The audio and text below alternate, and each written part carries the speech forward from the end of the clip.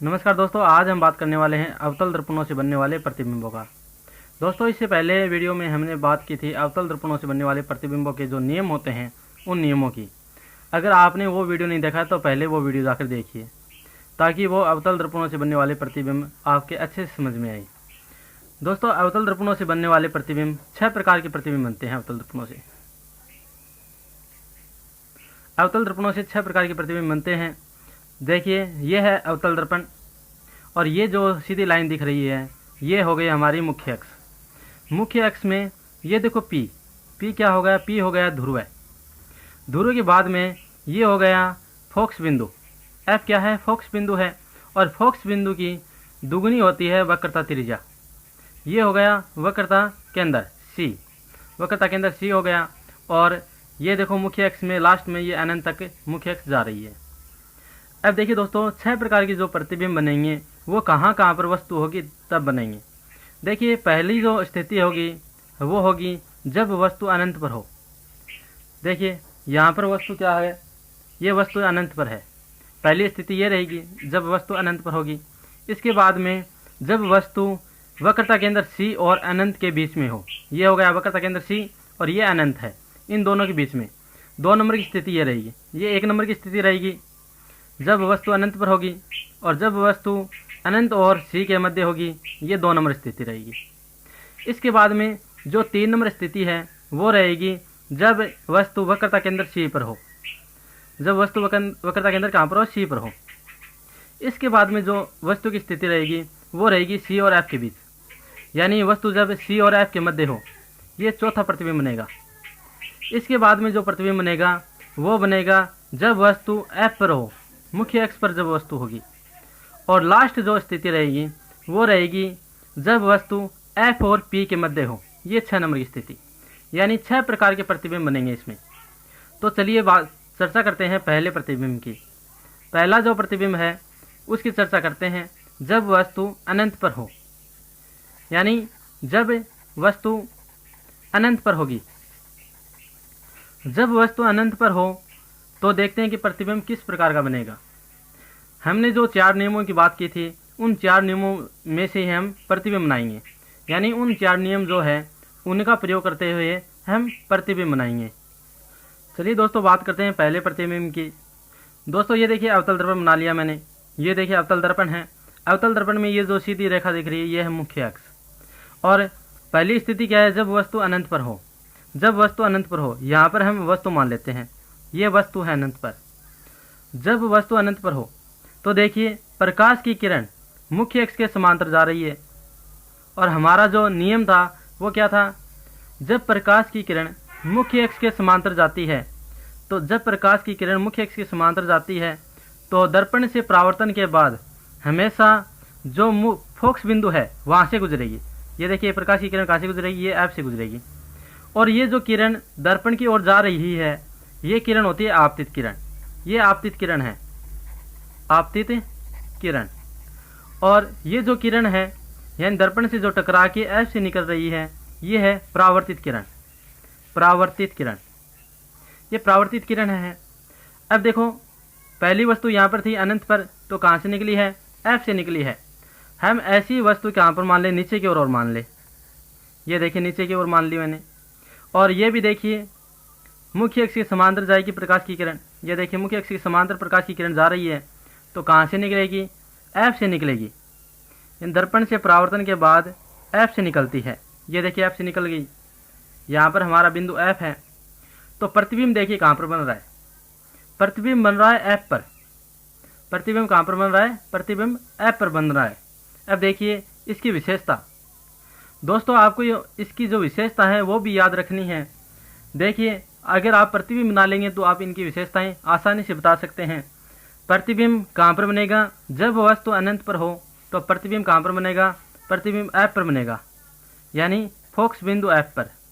प्रतिबिंब कहाँ बनेगा? प्रतिबिंब फोकस बिंदु एफ पर। फोकस बिंदु एफ पर, फोकस बिंदु एफ पर बन रहा है।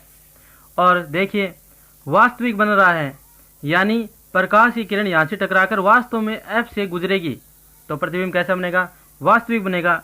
जो दूसरी विशेषता है वो रहेगी वास्तविक। प्रतिबिंब कैसा है? वास्तविक है। और तीसरी जो स्थिति रहेगी वो देखिए बहुत छोटा। देखिए प्रतिबिंब देखिए एक बिंदुवत बन रहा है, बिंदु के जैसा बन रहा है, बहुत छोटा। ये देखिए वास्तविक उल्टा बनेगा। जो अवतल दर्पण है उसमें सारे प्रतिबिंब उल्टे बनते हैं सिवाय लास्ट का। लास्ट का जो प्रतिबिंब बनाएंगे वो सीधा बनेगा। इसके अलावा जो 5 प्रतिबिंब है वो उल्टे बनेंगे। तीसरा देखते हैं। तीसरा देखिए तीसरी जो विशेषता है वो है बहुत छोटा, यानी बहुत छोटा प्रतिबिंब बनेगा, जिसको हम क्या बोल सकते हैं? बिंदुवत भी बोल सकते हैं, यानी बिंदु के समान बनेगा, तो बिंदुवत ये रहा। अब देखिए चलते हैं 2 नंबर के जो प्रतिबिंब है दूसरा नंबर का उस पर। ये देखिए पहले नंबर का जो प्रतिबिंब है ये ऐसा बनेगा। अब चलिए देखते हैं दूसरे नंबर का प्रतिबिंब। दोस्तों बात करते हैं दूसरे नंबर के प्रतिबिंब की। दूसरे नंबर का प्रतिबिंब ये देखिए, जब वस्तु कहाँ पर हो, ये अनंत रहा, ये रहा सी, अनंत और सी के बीच में हो। जब वस्तु अनंत और सी के बीच हो, ये मैंने यहाँ पर लिख दिया है, 2 नंबर का प्रतिबिंब है। जब वस्तु अनंत और सी के बीच हो, सी और अनंत के बीच हो। अब देखिए वस्तु देखिए यहाँ पर ये रहा फोकस बिंदु, ये रहा हमारा वक्रता केंद्र सी, और ये रहा अनंत। अनंत और सी के बीच में यहाँ पर हमने क्या मान ली है? वस्तु मान ली हमारी। ये वस्तु है। वस्तु देखिए सबसे पहले जो प्रकाश की किरण जाएगी मुख्य अक्ष के समांतर जाएगी। जब प्रकाश की किरण, जो नियम है परावर्तन के, उसमें क्या है कि जब प्रकाश की किरण मुख्य अक्ष के समांतर जाती है तो दर्पण से परावर्तन के बाद, यानी जब दर्पण से टकराएगी, टकराकर हमेशा जो फोकस बिंदु है वहाँ से गुजरेगी। ये हो गई आपतित किरण और ये है परावर्तित किरण। ठीक है, ये तो हो गई पहली प्रकाश की किरण। अब देखिए अगली प्रकाश की किरण। जो अगला जो नियम है वो देखिए दोस्तों, इसके अंदर जो दूसरा नियम है वो लगाते हैं। अब हम जो अगला नियम है वो देखिए दोस्तों, जब प्रकाश की किरण F से गुजरती है, जब प्रकाश की किरण मुख्य फोकस बिंदु जो F है F से गुजरेगी तो हमेशा जो मुख्य अक्ष है उसके समांतर हो जाएगी। यानी कि ये देखिए यहाँ पर टकराकर ये जो मुख्य अक्ष है उसके समांतर हो गई। ये देखिए मुख्य अक्ष के समांतर हो गई। और जो प्रतिबिंब बनेगा, ये देखिए प्रतिबिंब यहाँ पर बन रहा है, प्रतिबिंब यहाँ पर बना हमारा, यानी प्रतिबिंब कहाँ पर बन रहा है? F और C के बीच। ये F है और ये रहा C। ये नहीं कि जो दोनों किरणें जो टकराएंगी, जहाँ पर काटेंगी वहाँ पर प्रतिबिंब बनेगा। प्रतिबिंब यहाँ देखिए F है और ये C है, F और C के बीच में यहाँ पर बन रहा है। और इसकी विशेषताओं की बात करें तो देखिए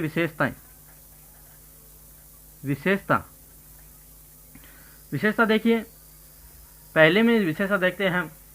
प्रतिबिंब फोकस बिंदु F पर बन रहा था पहले में, अब की बार कहाँ पर बन रहा है? प्रतिबिंब कहाँ पर बन रहा है दोस्तों? प्रतिबिंब F व C के बीच, F व C के बीच बन रहा है। ठीक है, F व C के बीच बना। अब देखिए दूसरी विशेषता, वास्तविक व उल्टा था। इसके अंदर भी क्या है? यानी वास्तव में प्रकाश की किरणें काट रही है और उल्टा भी है, तो दूसरी विशेषता हो गई वास्तविक व उल्टा। अब देखिए नीचे की ओर बन रहा है, नीचे की ओर है तो देखिए वस्तु किधर है? ऊपर है और प्रतिबिंब बन रहा है नीचे, तो ये क्या हो गया? उल्टा हो गया। तो वास्तविक व उल्टा।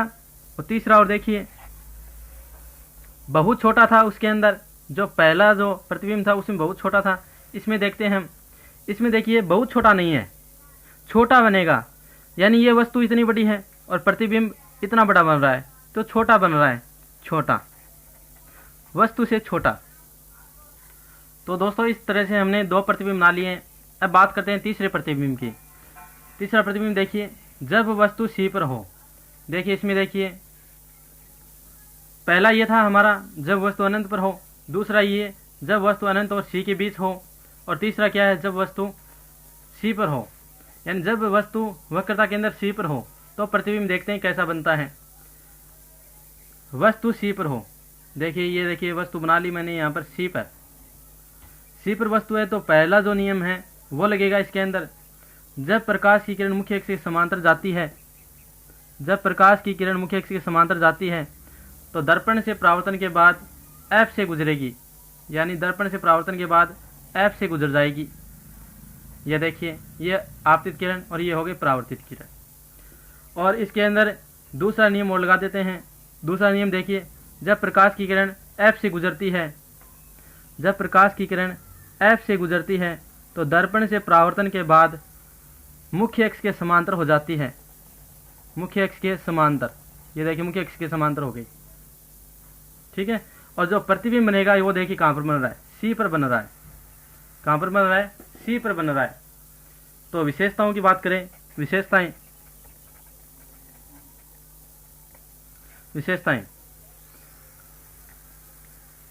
प्रतिबिंब कहाँ पर बनेगा, प्रतिबिंब देखिए वस्तु C पर हो तो प्रतिबिंब हमेशा C पर ही बनेगा, C पर बनेगा, C पर।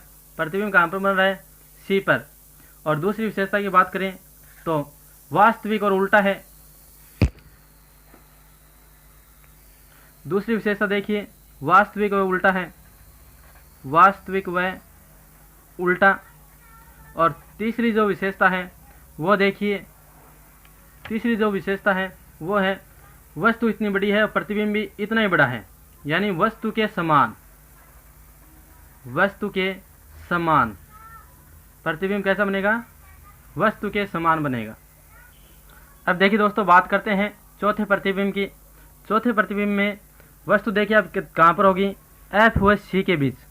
पिछली बार वस्तु कहाँ पर थी, C पर थी, अब की बार वस्तु है F व C के बीच, यानी यहाँ पर क्या हो गई, वस्तु हो गई F और C के बीच।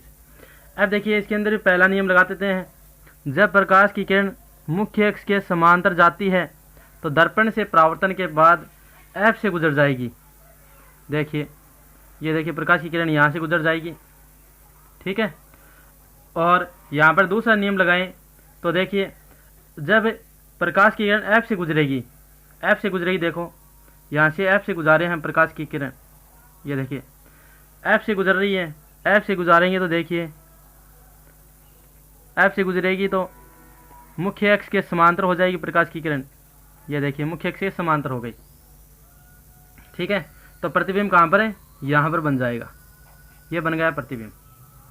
अब देखिए विशेषताओं की बात करें, विशेषताओं की बात करें तो देखिए पहली जो विशेषता है इसकी है प्रतिबिंब कहाँ पर बन रहा है, अनंत और C के बीच। प्रतिबिंब कहाँ पर बनेगा, प्रतिबिंब C व अनंत के बीच, अनंत के बीच। दूसरा देखें तो वास्तविक है और उल्टा है। दूसरी विशेषता रहेगी वास्तविक व उल्टा। तीसरी विशेषता की बात करें तो देखिए वस्तु इतनी बड़ी है लेकिन प्रतिबिंब देखिए वस्तु से बड़ा है, वस्तु से बड़ा प्रतिबिंब, वस्तु से बड़ा प्रतिबिंब बनेगा। यह रही इसकी अगली विशेषता। अब देखिए दोस्तों, अगला जो प्रतिबिंब है वो बनाते हैं 5 नंबर का। जब वस्तु कहाँ पर होगी, F पर होगी, यानी C और F के बीच हो गई वस्तु। अब वस्तु कहाँ पर होगी, F पर। जब वस्तु F पर हो, जब वस्तु F पर हो, देखिए ये चित्र बना लिया मैंने अवतल दर्पण का। जब वस्तु F पर हो, जब वस्तु F पर हो, देखिए बना लिया। जब वस्तु F पर हो तो देखिए